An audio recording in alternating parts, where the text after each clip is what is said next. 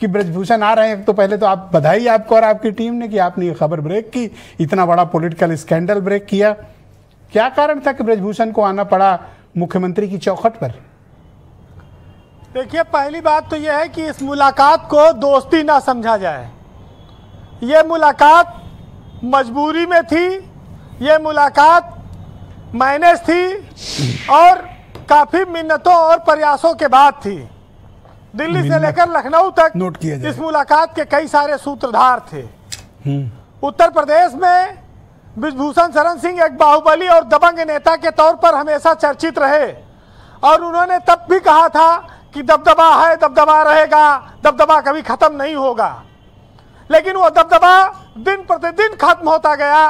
वो दबदबा उन पहलवानों के आंदोलन के बाद से टिकट कटा, उसके बाद से प्रदेश में, जिले में जो राजनीतिक रूप से वो कमजोर होते गए, वो सबको दिखाई पड़ता रहा।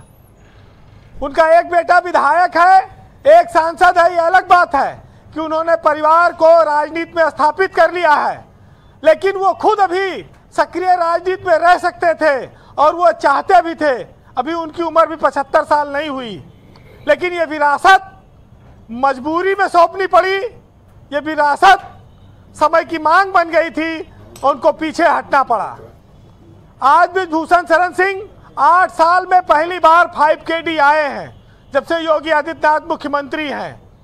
वैसे सभाओं में, गोंडा के दौरे पर, कार्यक्रमों में, चुनावी मंचों पर मिलना एक अलग बात है, वहाँ मिलते रहे हैं। लेकिन मुख्यमंत्री आवास पर वही आता है जिसको मुख्यमंत्री बुलाते हैं, समय देते हैं और वो प्रदेश के मुख्यमंत्री के तौर पर वहाँ उससे मिलते हैं। वो उनकी इच्छा है, उनकी कृपा है कि वो किससे मिलना चाहेंगे। ये योगी आदित्यनाथ की एक छवि आज उत्तर प्रदेश में है। ब्रजेश जी, पहलवानों वाले प्रकरण से जिस तरह से ब्रजभूषण शरण सिंह राष्ट्रीय स्तर पर विवादित हुए और भाजपा ने उनसे अपना पिंड छुड़ाया, उसके बाद से उनकी जिले में दिन ब दिन कहा जाए तो उनका रसूख घटता जा रहा था, आसपास के इलाकों में घटता जा रहा है। और ख़ास तौर से PWD के टेंडरों में जब बार बार मुख्यमंत्री ने उनको निरस्त किया और वहाँ के चीफ इंजीनियर, यक्सियन, जेई तक सब सस्पेंड कर दिए गए, हटा दिए गए, तो ये ठेके पट्टों का खेल भी समाप्त हो गया और ठेका लूटने वाले काफ़ी जेल में भी चले गए। क्योंकि बलरामपुर देवी पाटन मंडल का हिस्सा है और पाटेश्वरी देवी का मंदिर है। योगी आदित्यनाथ का बराबर वो दूसरा घर है जहां पर वो जाते रहते हैं। तो स्वाभाविक है कि वो जानते हैं कि ब्रजभूषण किस तरह के व्यक्ति हैं। आज जब वो मिलकर निकले हैं तो उनकी बॉडी लैंग्वेज ने ये बता दिया है कि वो जिस उम्मीद और आशा से गए हैं वो निराश होकर लौटे हैं। वो उम्मीदें पूरी नहीं हुई हैं क्योंकि बातचीत में ऊर्जा नहीं थी। 2 हेलीकॉप्टर रखना, सैकड़ों स्कूल होना, अकूत संपत्ति और साम्राज्य होना, ये उनका अपनी अर्जित की गई ताकत, बाहुबल, संपत्ति सब है। लेकिन 5KD के दरवाजे पर उनका आना और उनका जाना, वहाँ एक संत, एक महात्मा और एक मुख्यमंत्री के सामने ये सब चीज़ें गौण हो जाती हैं।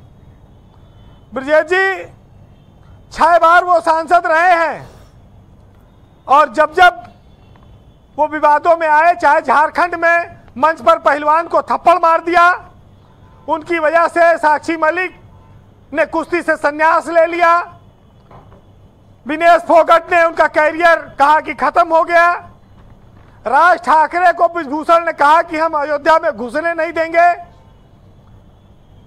ये सब बहुत सारी चीजें हैं, लेकिन ब्रजभूषण श्री प्रकाश शुक्ला से डरते थे। लोग बताते हैं कि श्री प्रकाश शुक्ला जब जिंदा था तब ये बाहुबली और माफिया छवि के ब्रजभूषण बिहार में जाकर बैठते थे, सूरज भान जैसे बड़े बड़े माफियाओं के पास जाकर वहां पर संरक्षण लेते थे और उनसे कहते थे कि इसको समझाओ।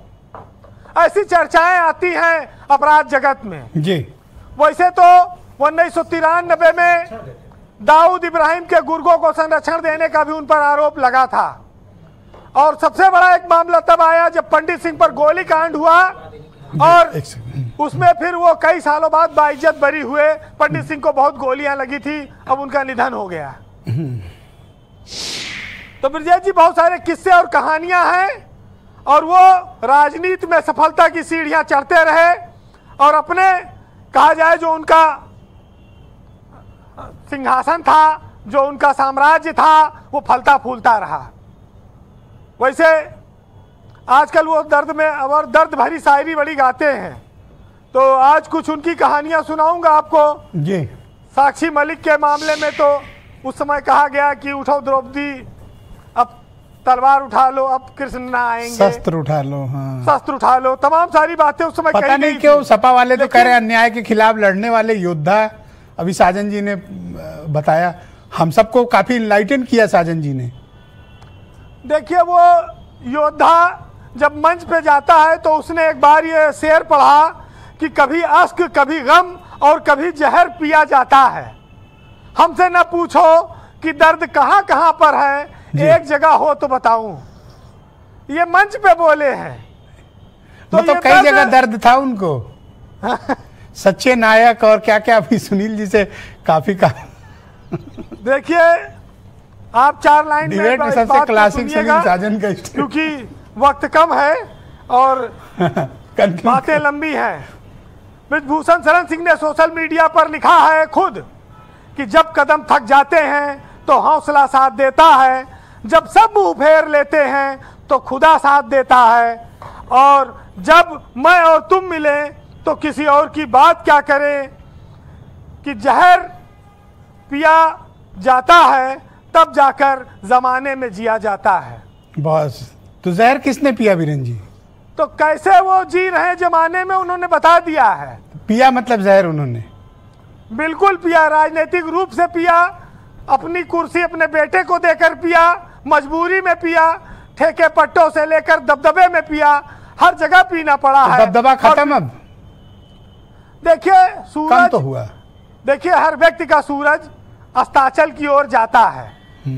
तो राजनीतिक रूप से अगर ब्रिजभूषण शरण सिंह अवसान की ओर हैं तो इसमें कोई नई बात नहीं है। बहुत शुक्रिया वीरेन जी, बहुत बहुत धन्यवाद ग्राउंड जीरो से स्पष्ट ओपिनियन, फीडबैक और पॉलिटिकल ऑब्जर्वेशन हम तक पहुंचाने के लिए। बहनों भाइयों, क्विक राउंड है, दूसरा चरण, फटाफट शुरू करते हैं।